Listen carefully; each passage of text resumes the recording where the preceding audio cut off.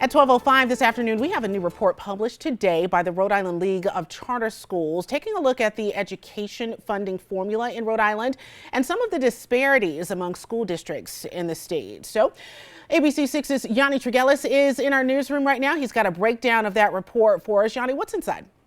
Cara, well, that report outlines discrepancies in education across Rhode Island, diving into some of the differences in charter school funding costs and investments by the state.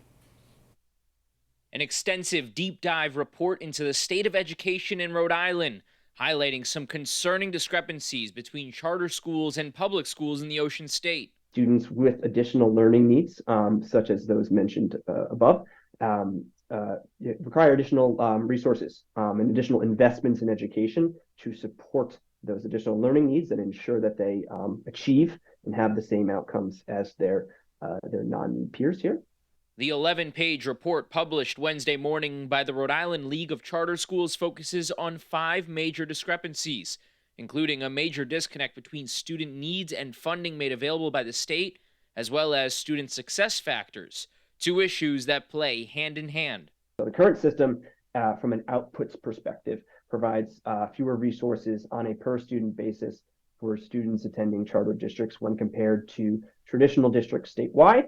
The report also claims students attending charter schools receive less funding than those attending traditional schools, and districts with larger populations of multilingual students and students with disabilities receive no additional state funding. The study found, on average, there is a nearly $1,500 deficit in funding for charter school students than traditional public schools, but for the 3 largest charter communities, Providence, Pawtucket, and Central Falls, the gap is much larger, around $2,900, putting those students at a severe disadvantage. We recommend a balance and figuring out how to continue to improve the identification of these kids. Again, charter districts don't have control over the sending district verification practices. And beyond just the classroom, the League of Charter Schools analysis, it also found discrepancies in transportation for charter school students, saying that the state, it provides funding for 50% of the cost of transportation for regional districts, but none for charter districts. And with many charter students commuting from other cities and towns to school, those costs, they can quickly add up. In the newsroom, Yanni Trigelis, ABC 6 News.